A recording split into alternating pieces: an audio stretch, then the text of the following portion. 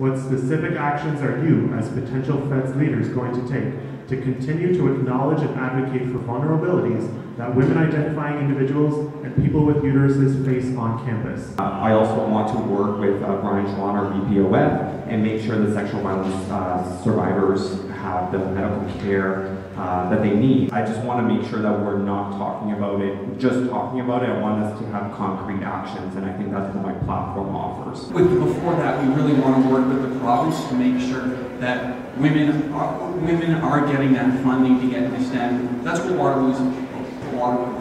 There are those female entrepreneurs, there are those females in STEM engineering that can go forward and really drive the economy of Canada. How do you plan to maintain the services and advocacy that Feds delivers with less money? Services salaries have increased from $327,000 in 2011 to just over $1,038,000 this past year. That's 21% compounded year, and that's, yes, those departments are important, but are we getting 300% more value from those departments than we were 6 years ago? I'm curious to know where in IT and marketing you're going to cut from without actually affecting students and support to clubs, societies, and services. MAITS is a relatively new Fed service, and many students do not know of its existence. What are you going to do to increase MAITS visibility to students on campus, and what else besides MAITS will you be doing to address mental health issues on campus? In addition to UW MAITS, there are other clubs that can also do something that help relieve stress. And so, for example, there is meditation. We also want to foster a relationship with the staff and faculty that is also potentially causing stress, because it is you are a student first. So if the faculty doesn't understand that, that is also an issue. What are the issues on-campus academics that you want to address? Most importance to me, I think, it is the co-op fee. For the past 5 years, after adjusting for inflation and after adjusting for the number of attendees, the expenditures on staff have increased over 18%. Our students getting 18% better service over the past 5 years out of SECA. Basically what I'm proposing is something I've already begun a conversation with the executive director of CCA, is to do a 1-year deep dive into the fee with a committee of students who will assess where that money is going. Caleb, your team has called for no more pet projects. Could you please clarify what a pet project means to you? The kiosks for a free app that we spent 45 grand on, that would be a good example of a pet project. So, but I consider these symptoms of greater issues within Feds, of foolish spending that students don't need. Your team platform describes very specific cuts to various Feds departments.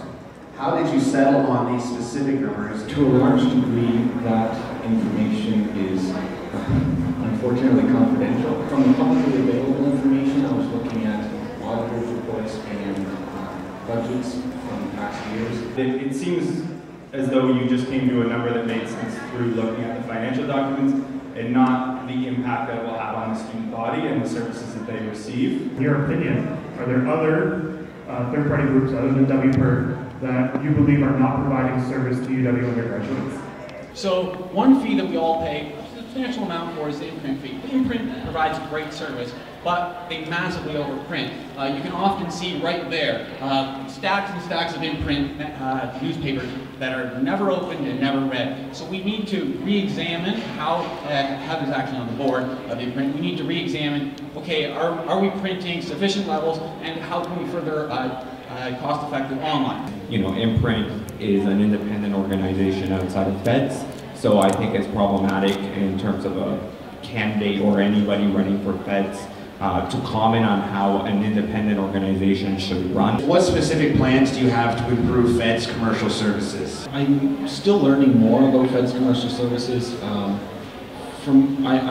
don't understand yet how the student fee is linked to the losses commercial services have experienced. I've been told there's enough revenue being generated that those losses can roll over into the next year. Looking at commercial services, I understand Starbucks and Tim Hortons may be slightly more expensive, but given that they're paying all their operating costs as well as rent and they're still on campus, there's clearly enough purchasing power going on there to keep a third-party business in operation on campus. The difference between Starbucks, Tim Hortons, food services on campus, and Feds commercial services is Feds commercial services are a service and just that. They're there to keep costs lower. They're there to provide an alternative option for students on campus to have access to lower priced food.